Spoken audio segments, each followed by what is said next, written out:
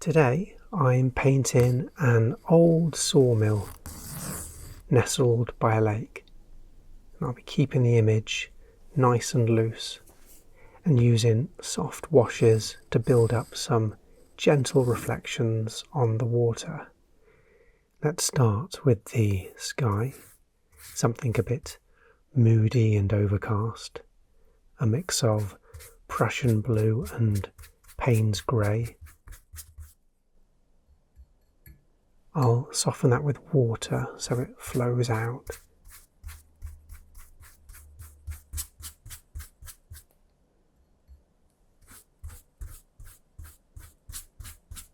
And just dab that around a bit.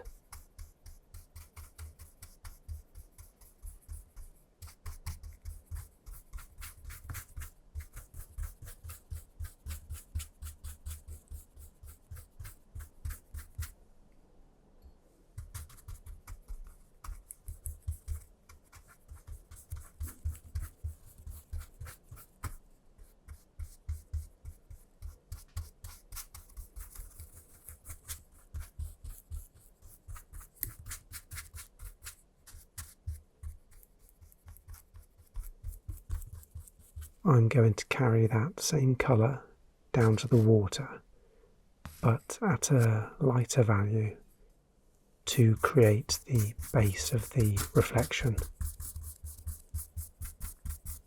Now with some kitchen roll, we'll blot out little patches,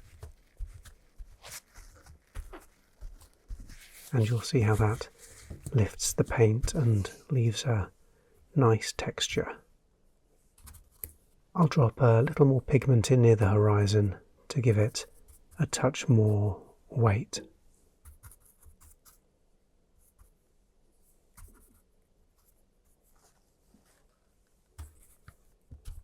For the land around the edges, we'll wash in yellow ochre.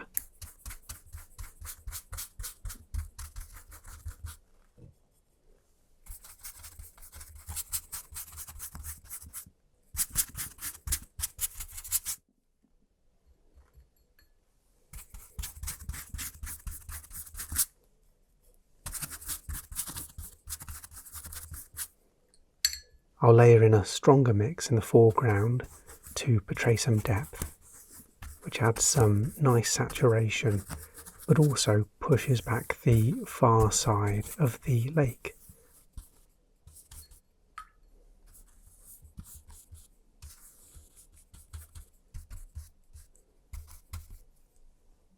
I'll use more of that colour for the sawmill itself, so it feels grounded in the scene.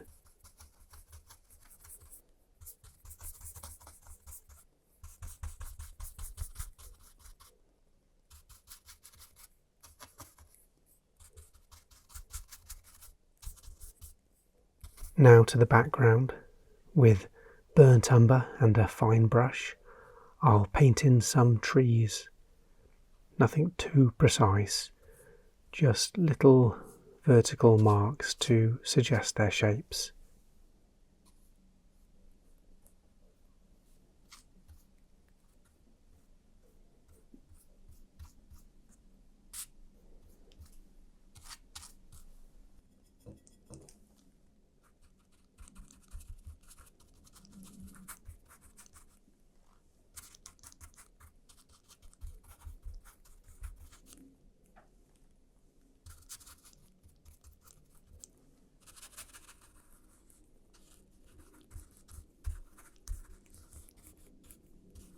Let's layer in some darker tones into a few of them to pull them forward while keeping the others faint and misty at the back.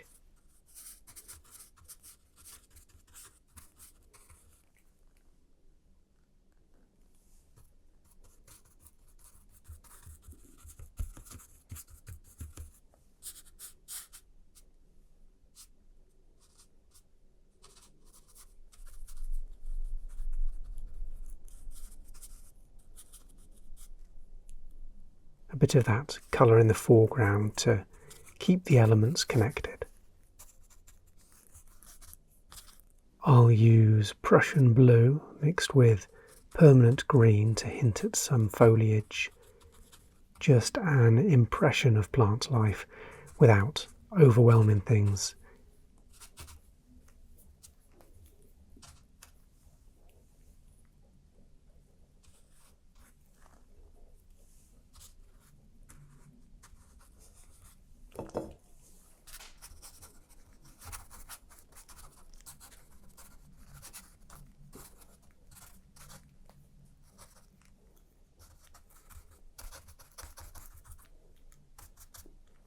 And why not a touch of cyan too?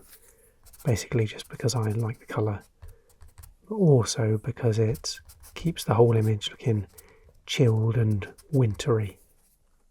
I'll brush some of those surrounding shades into the water as well to keep building up the reflection.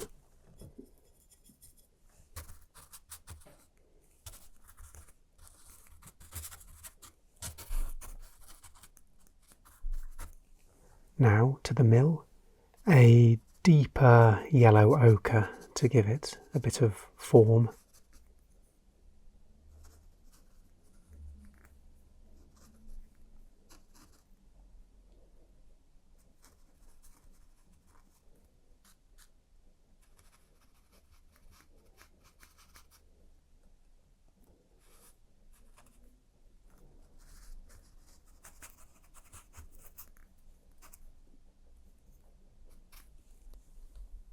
This building is long abandoned, so the roof is heavy with moss. I'll work in a bit of olive green yellowish to suggest that. Some shadow detail now with Prussian blue.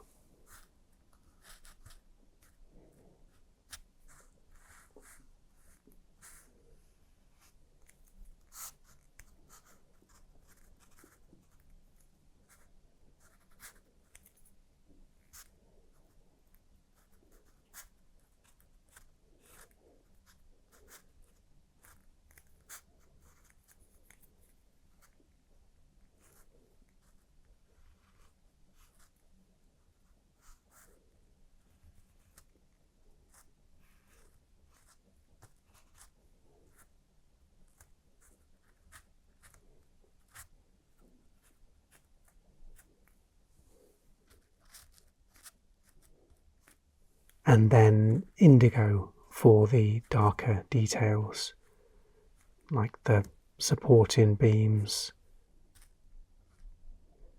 the windows.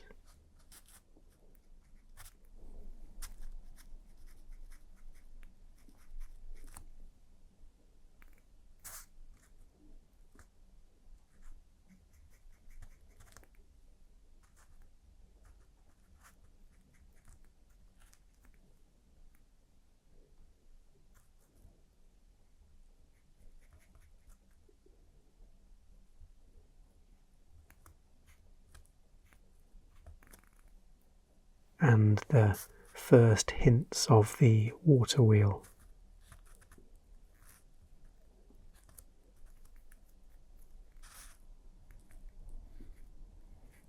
Great big logs were hauled into these mills to be processed into timber, and that big water wheel would power the machinery, which is incredible really when you think of it using nature as a source of such powerful energy. I've got no doubt it was still heavy work, but you just know the smell of cut wood in there would have been amazing. I don't want the scene to feel too bleak, so let's brighten up the foreground with May green.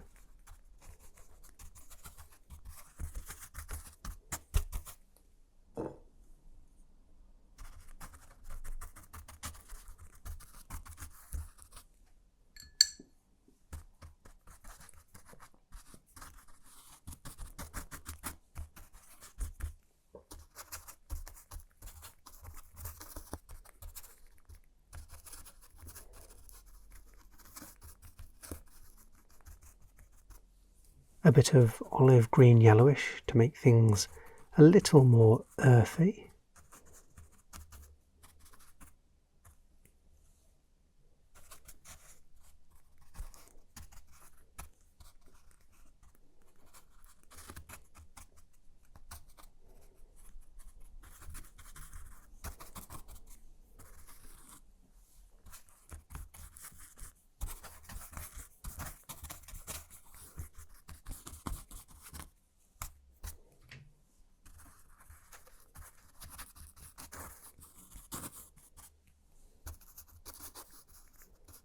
Let's get a bit of that into the far embankment so both sides feel connected.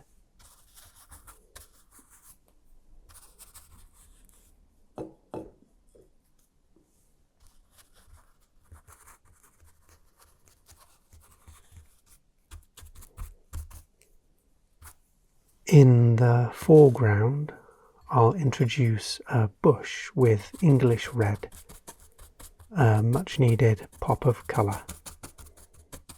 We'll gently build that up, try and find a place where that finds some sort of natural conclusion.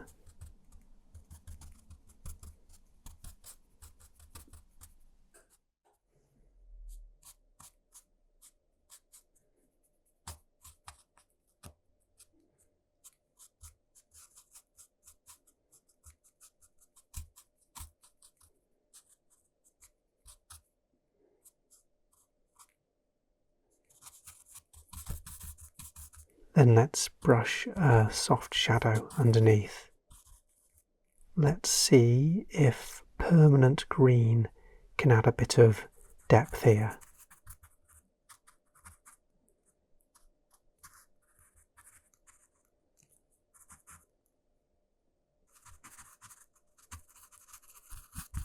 And that looks okay. I'll carry touches of that green across to the lower edge of the scene.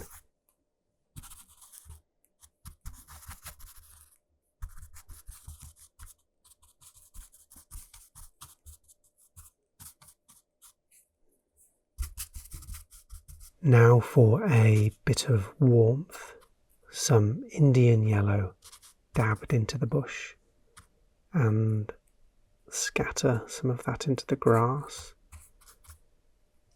and a little bit into the mill. I always like adding yellow to images. I think it offers a subtle sort of optimism.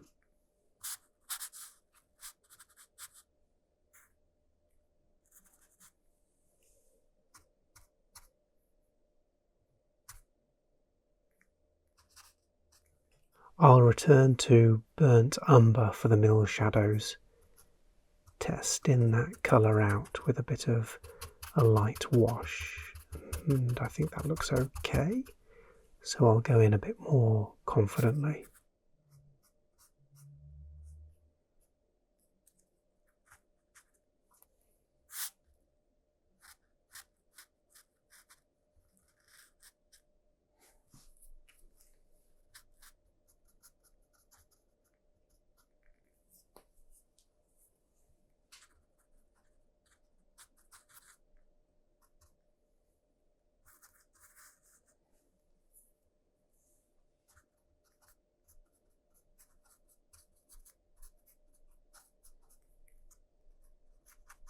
The water wheel's a bit tricky because it sits under a canopy, so I'll push it deeper into shadow with indigo.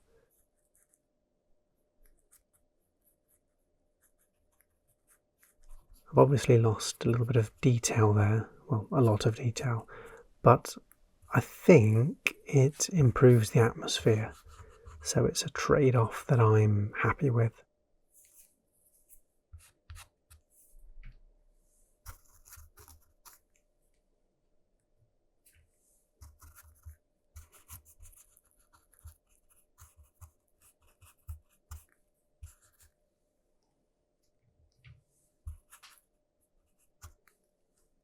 Along the water's edge, some cyan traced along the embankment.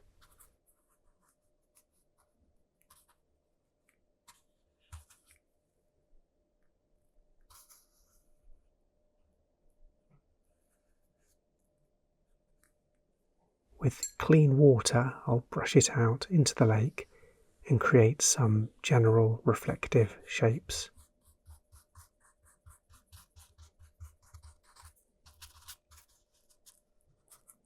Now, before I continue with that, let's see what happens if I add a few sprays of water onto the image to assist with the lake's soft blend of colours.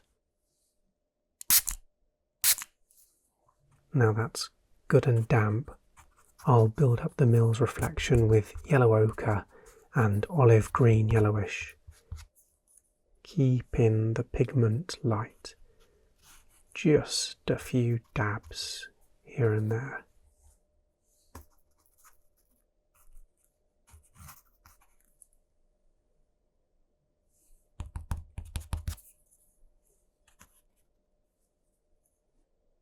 Now I'll redefine the edge with more cyan. Blending it out.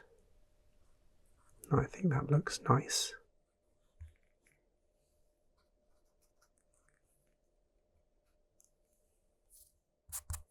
I'll work a bit of blue into the foreground to build up the foliage. That'll cool things off and hopefully tie the palette together.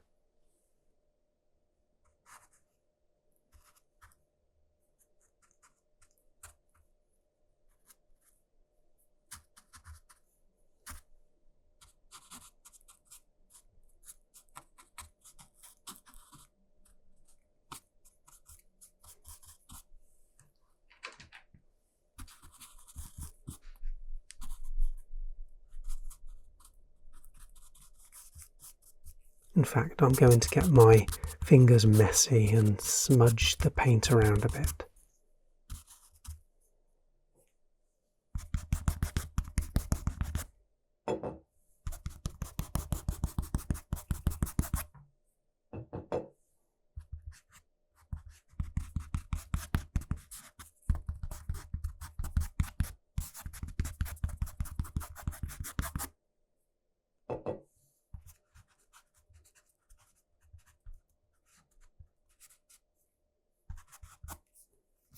And there we are, a loose impression of a sawmill by the water. A little bit rough and ready, but pleasant nonetheless. Thanks for watching, and I'll see you again soon.